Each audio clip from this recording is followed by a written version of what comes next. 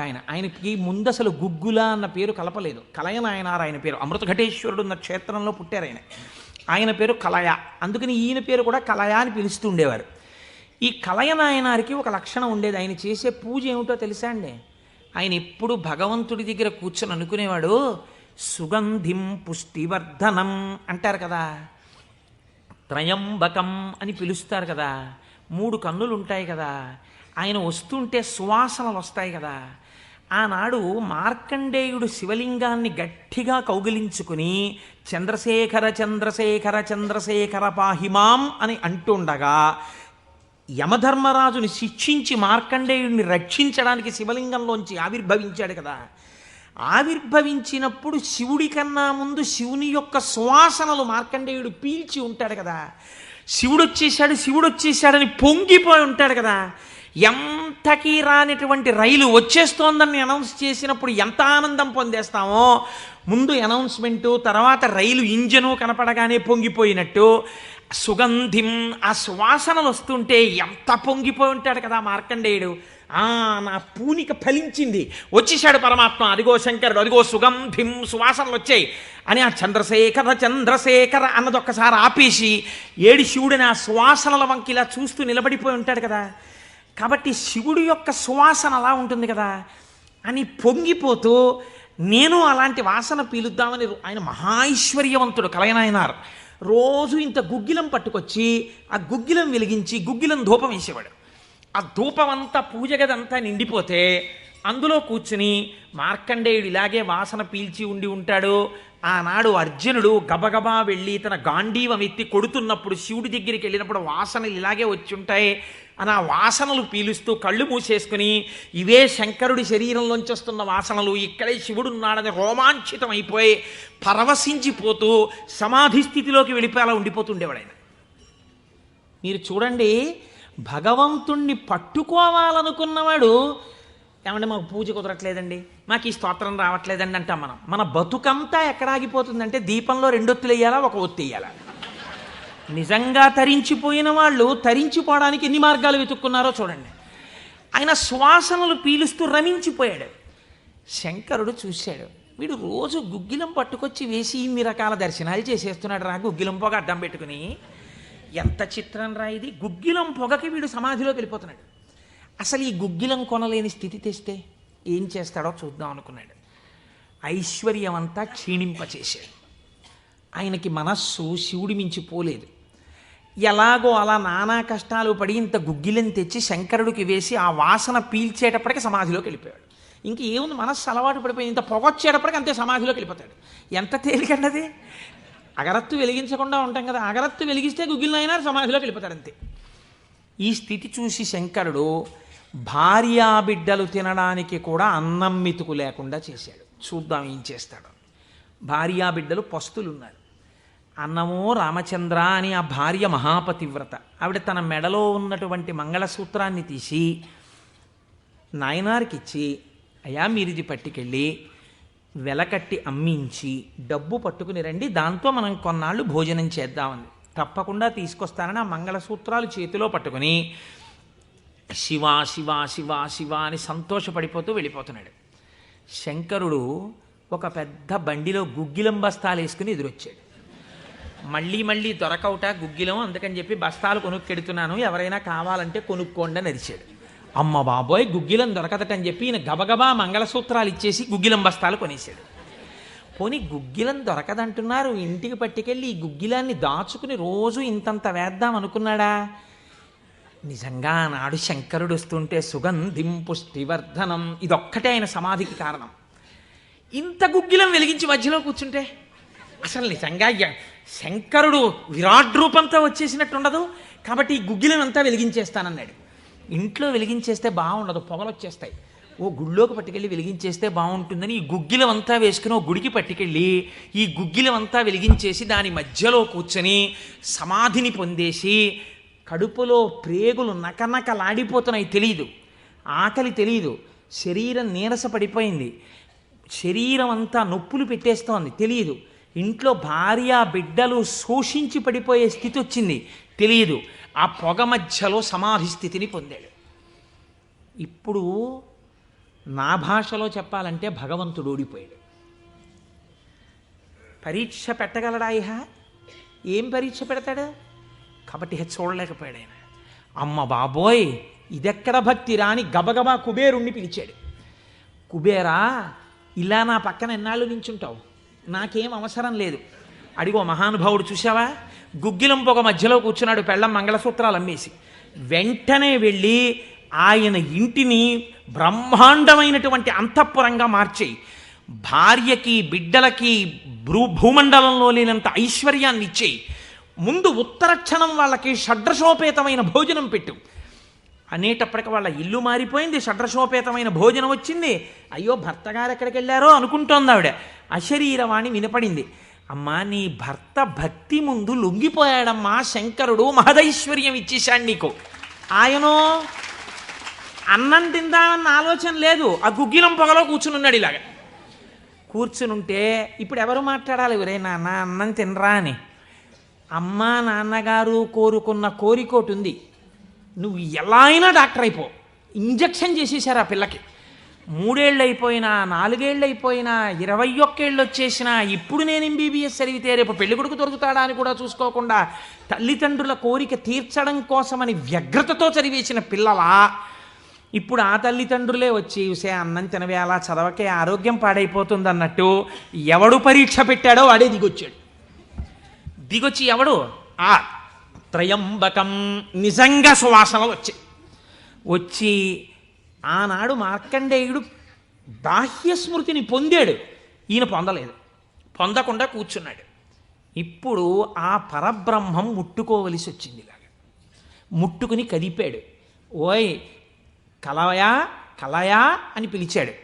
పిలిస్తే ఆయన గభాలన బాహ్య స్మృతిని పొంది అబ్బా శంకరుడు వచ్చేసాడన్నాడు. నిజంగా కనపడితే ఇలా అరుపులు కేకలు ఉండవు. కందులంబట నీరు కారిపోతూ ఆ స్వామి పాదాల మీద పడిపోయి ఏ సుగంధిం పుష్టివర్ధనం అన్నాడు. ఆ సువాసన పీలుస్తూ అలా పడిపోయి ఉండిపోయాడు. శంకరుడు భుజాలు పట్టుకుని లేపి, ఒరే నాన్న, నువ్వు ఇంటికి వెళ్ళింత అన్నం తినరా, నా కడుపు నిండుతుంది, తొందరగా బయలుదేరరా నాయన, ఇక్కడ ఎన్ని నైవేద్యాలు పెట్టినా నాకు వంట పట్టట్లేదురా, నువ్వు ఇలా పడిపోతే తొందరగా వెళ్ళరా బాబు, నీకు ఎక్కడ లేని ఐశ్వర్యం ఇచ్చేశాను, కావలసినంత గుగ్గిలం వేసే, ముందు వెళ్ళి అన్నం తినన్నాడు. అప్పుడు ఆయన ఇంటికి వెళ్ళాడు. ఇంటికి వెళ్ళి షడ్రశోపేతమైనటువంటి భోజనాన్ని నాయనార్ స్వీకరించాడు. దీన్ని గుగ్గిల నాయనార్ అంటారు పెరియ పురాణంలో. ఎందుకంటే శివపురాణం చెప్పుకుంటూ నాయనార్ల చరిత్రని అనుసంధానం చేసి ఉత్తరాయణ పుణ్యకాలంలో నాయనార్ల గురించి వింటే పార్వతీ సహితుడైనటువంటి ఆ పరమశివుడు పొంగిపోయి పరవశించిపోతాడు. అందుకే లౌకికమైన ఉదాహరణలు మానేసి అవసరమైన చోట నాయనార్ల చరిత్రలే కలిపేద్దాం. ఇలా 63 మంది నాయనార్ల గురించి నేను చెప్పగలిగితే నా జన్మధన్యం అయిపోతుంది అని ఒక నాయనార్ని కలిపాను ఇవాళ. కనుక ఒకనాడు ఒక విచిత్రం జరిగింది. భక్తి అంటే ఎంత చిత్రంగా ఉంటుందో చూడండి. ఈ గుగ్గిల నాయనార్ జీవితంలోనే ఆ పక్కనే ఉన్నటువంటి రాజ్యంలో ఒక శివలింగం ఒకటి ఉంది. ఆ శివలింగం మొన్నను మేము కంచి వెళ్ళాం. కంచి వెళ్ళినప్పుడు శివలింగం ఇలా ఉంటుంది, గొట్టంలాగా కింద వెడల్పుగా ఉంటుంది, పైకి వెళ్ళే కొద్దీ సన్నగా ఉంటుంది. అటువంటి శివలింగం ఒకటి బాగా ఎత్తుగా ఉన్నటువంటి పీఠం మీద ఉంది. ఒక చిన్న పిల్ల ఆ శివలింగం దగ్గరికి వెళ్ళింది. అరమరిక తెలియని పిల్ల. ఆ పిల్ల వెళ్ళి చేతిలో ఒక తుమ్మి పువ్వు పట్టుకుని వెయ్యాలనుకుంది. ఆ పీఠం పట్టుకుంది, ఎగిరింది, ఎక్కింది, అందలేదు. ఆ పిల్ల ఏడుపు మొదలెట్టింది. ఏడుపు మొదలెట్టి శివా శివా నువ్వు నాకు అందట్లేదు, పువ్వు ఎలా వేయనంది. శంకరుడు ఆ భక్తికి పరవశించిపోయాడు. ఇది భగవంతుడు దేనికి కట్టుబడతాడు? ఆ భక్తికి కట్టుబడతాడు. వెంటనే ఇలా ఉన్న శివలింగం ఇలా వంగిపోతే ఆ పిల్లకేం తెలుసు? శివలింగం వంగిపోయింది నా కోసం అన్నది. చిన్నపిల్ల పొంగిపోయి తప్పట్లు కొట్టేసి కాసేపు ఆడేసి 2 పువ్వులు వేసేసి వెళ్ళిపోయింది ఆ పిల్ల. మరునాడు యథాలాపంగా అనేక శివలింగాలు ఉంటుంటాయి కదా గుళ్ళో. ఈ శివలింగం వంగడంలో లోపలున్న శివలింగం కూడా వంగిపోయింది. అర్చక స్వామి చూసి భయపడిపోయాడు. ఇదేమిటి శివలింగం ఇలా వంగిపోయిందని మహారాజుకు తెలిసింది. ఇది ఏదో అరిష్టం జరుగుతుంది, శివలింగం వంగింది ఏమిటని భయపడ్డారు. ఈ శివలింగానికి వంపు దిద్దిలా పైకి తీయాలి. వాళ్ళకి ఉన్న తెలివితేటలు ఏమిటంటే ఈ వంగిపోయినటువంటి శివలింగానికి పెద్ద పెద్ద ఇనప గొలుసులేసి ఏనుగులకు కట్టి లాగించారు. ఇన్ని ఏనుగులు ఇనపగులు, ఇవన్నీ నేను పుక్కిట పురాణాలు నా సొంతంగా చెప్తున్నాను అనుకుంటున్నారా? ఈ దేవాలయాలు ఉన్నాయి ఇప్పటికీ. నా జీవితంలో ఈశ్వరుడు అనుగ్రహిస్తే ఎప్పటికైనా ఈ 63 నాయనార్ల శివాలయాలు దర్శనం చేయాలని నా కోరిక. ఈ వంగిపోయిన శివలింగాన్ని ఇనప గొలుసులో పెట్టి ఏనుగులు లాగుతుంటే గొలుసులు తెగిపోయాయి, శివలింగం వంపు దిద్దబడలేదు. ఇది ఎవరో గుగ్గిల్ నాయనారికి చెప్పారు. శివలింగం వంగిందిట, ఇనప గొలుసులేసి లాగుతున్నారట, లాగుతుంటే గొలుసులు తెగిపోతున్నాయిట. ఆయన ఎంత బాధపడిపోయి కింద పడి ఏడిచి దొల్లేశాడు. శంకరా, మీ కంఠానికి ఇనప గొలుసులేసి ఏనుగులతో లాగారా? ఎంత ఒరిసిపోయిందో ఆ కంఠమని. అంతే, విన్న చోటు నుంచే పరిగెత్తి పారిపోయాడు పక్క రాజ్యానికి. పారిపోయి గుళ్ళోకి వెళ్ళి అన్నం లేదు, నీళ్లు లేవు, ఒగరుస్తూ ఒంటి నిండా చెమటలు పట్టుకుని, ఈశ్వర, మీకు జరిగినటువంటి అపరాధం నా శరీరమునకు పొందేటటువంటి ఖేదంతో పోవాలని మీ వంపు దిద్దడం కాదు, మీ వంపు దిద్దడానికి మీకు ఇనప గొలుసు లేచి లాగినప్పుడు మీ కంఠం నొక్కుకుని ఉంటుంది, ఆ శిక్ష నేను అనుభవిస్తానని ఒక గొలుసు, తన మెడలో ఉన్నటువంటి గొలుసుని శివలింగపు వంపుకేసి గట్టిగా లాగాడు, తన కంఠం ఒరిసిపోయి తెగాలని. తన కంఠం తెగలేదు, శివలింగం వంపు ఇలా పైకి లేచిపోయింది. ఆ వంపు దిద్దినటువంటి వాడు గుగ్గిల నాయనారు. ఇప్పుడు మీరు నాకు చెప్పండి, బ్రతికున్న నాళ్ళు గుగ్గిల నాయనారు ఏం చేశాడు డబ్బు సంపాదించడానికంటే ఎవ్వరికీ తెలియదు. ఇంట్లో పర్సులోంచి 10 రూపాయలు తీస్తే 1000 రూపాయలు మళ్ళీ ఇంకో రూపంలో వచ్చేస్తుండేవి. అంత చిత్రంగా ఆయన మహదైశ్వర్య సంపన్నుడై, అందుకే అంటారు శాస్త్రంలో, ఐశ్వర్యము కావాలన్నవాడు శివారాధన చెయ్యాలి. శివారాధన అపారమైన ఐశ్వర్య హేతువు. అందున దక్షారామం లాంటిదైతే గొప్ప భోగస్థానం కూడా. అంత ఐశ్వర్యంతో జీవిస్తూ శివభక్తిని విడిచిపెట్టలేదు. శివభక్తితో ఐశ్వర్యంలో ఉన్నాడు. అంత్యమునందు తేలికగా శరీరం విడివడి హాయిగా పరమశివుని యొక్క పాదములలో కలిసిపోయాడు.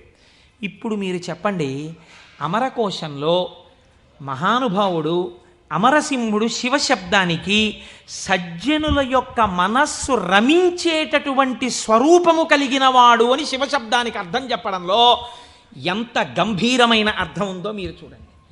శివశబ్దము సజ్జనుల యొక్క మనసు రమించు స్థానము. ఎలా రమిస్తుంది, దేనివల్ల?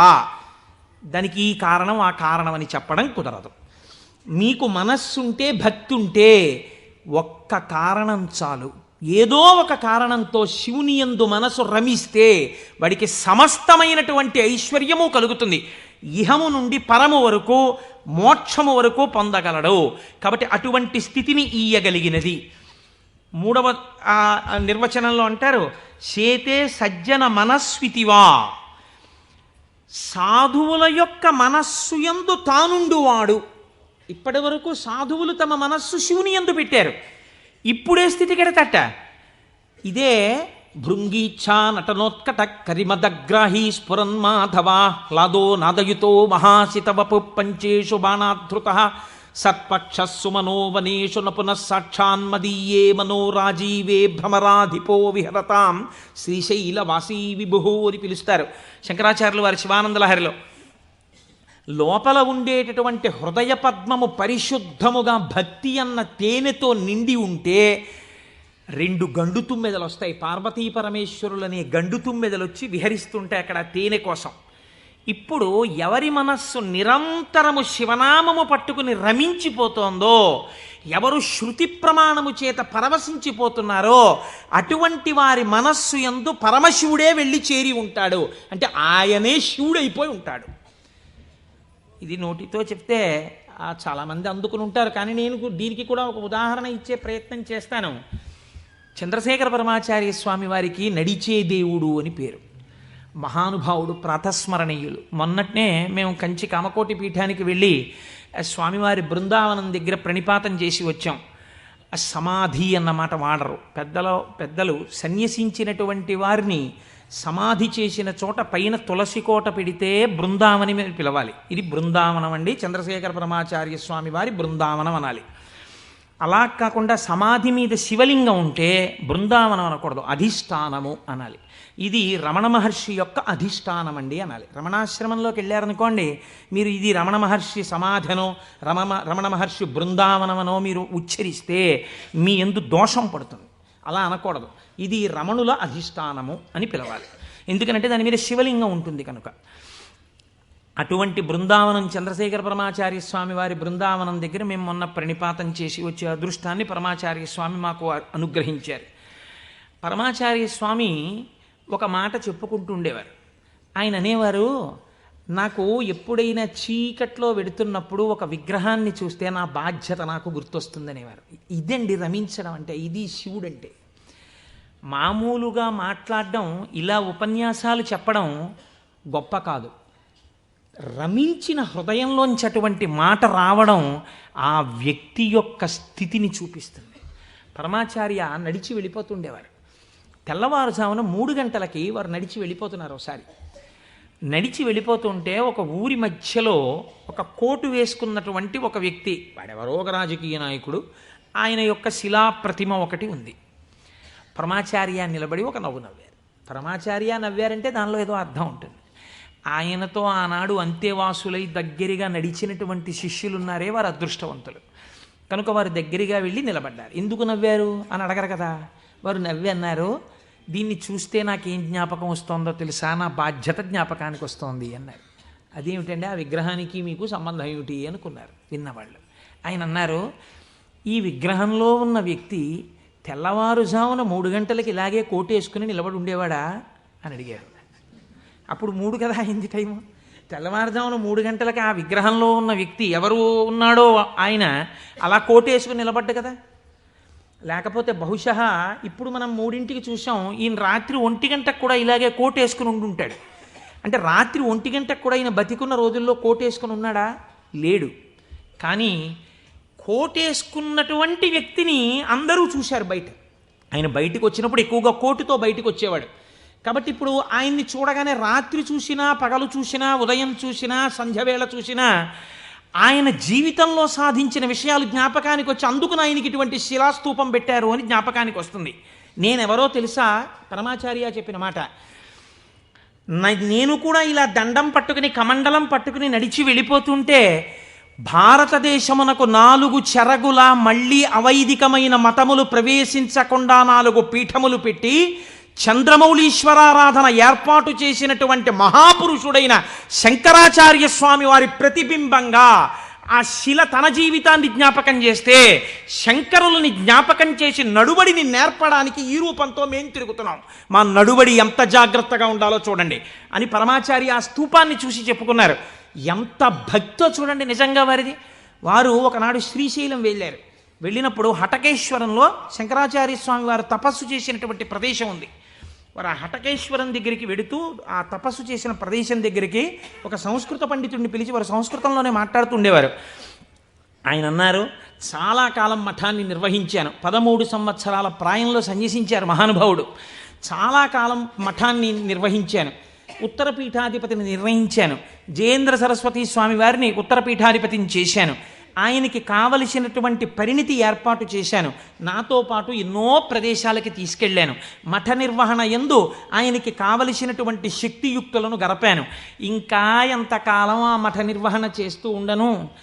శంకర భగవత్పాదాచార్య స్వామి ఏ హటకేశ్వరంలో తపస్సు చేశారో నేను ఇంకిక్కడ ఉండిపోయి ఈ హటకేశ్వరంలోనే తపస్సు చేస్తూ ఉండిపోతాను. చాలు, జయేంద్ర సరస్వతి చూస్తారు మిగిలినటువంటి మఠ వ్యవహారాలన్నీ అన్నారు. పరమాచార్య నోటి వెంట ఒకసారి ఒక మాట వస్తే వెనక్కి తిప్పడం అంత తేలిక. ఆనాడు వారు హటకేశ్వరంలో ఉండిపోకుండా ఎంత మందో వెళ్ళి బతిమాలితే వారు మన ఆంధ్రదేశానికి వచ్చి పర్యటన చేశారు. ఆ సమయంలో చూడండి, ఎంత మఠాధిపత్యం ఉన్నా, శంకరాచార్య స్వామి వారి పరంపరాగతమైనటువంటి పీఠానికి ఆధిపత్యంలో ఉన్నా, ఇలా అడుగేస్తే జగద్గురు చంద్రశేఖర పరమాచార్య స్వామి వస్తున్నారని రోడ్లకి ఇరుపక్కల కొన్ని వేల మంది నిలబడి నమస్కారాలు చేసి నీరాజనాలు ఇచ్చినా వారికి దానికన్నా హటకేశ్వరంలో కూర్చుని శ్రీశైల మల్లికార్జునుడి గురించి తపస్సు చేసుకోవడం, జపం చేసుకోవడం ఇష్టంగా అనిపించింది. అంటే ఎన్ని ఉన్నా మనస్సు ఏది కోరింది? ఆ శివుణ్ణి కోరింది. గురువులైన శంకరాచార్యుల వారిని కోరింది. అలా కోరింది కాబట్టే ఈనాటికి వారు నడిచే దేవుడయ్యారు. అందుకే ఈ శివమహాపురాణం చిట్ట చివరిలో బహుశः ఆంధ్రదేశంలోనే కని విని ఎరుగని రీతిలో పార్వతీ కళ్యాణం మనం చెయ్యబోతున్నాం కాకినాడ పట్టణంలో. కాకినాడ పట్టణం సువర్ణాక్షరాలతో లిఖింపబడిందండి. మనం అందరం కలిసి ఇక్కడి నుంచి కొన్ని వేల కార్డులు పోస్ట్ చేశాం తరిగొండ వెంగమాంబ గారి గురించి.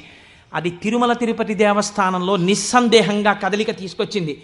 కె విశ్వనాథ్ గారిని పిలిచి సదస్సు నిర్వహించి నాకు పేపర్ కటింగ్స్ వచ్చాయి తిరుపతి నుంచి. తరిగొండ వెంగమాంబ గారి బృందావనాన్ని సందర్శనీయ స్థలంగా తిరుమల తిరుపతి దేవస్థానం మార్చబోతోంది. మనం చేసినటువంటి ఒక మంచి పనికి వేసిన విత్తనం మనకి పేపర్లు అక్కర్లేదు, మన పేర్లు వెయ్యక్కర్లేదు.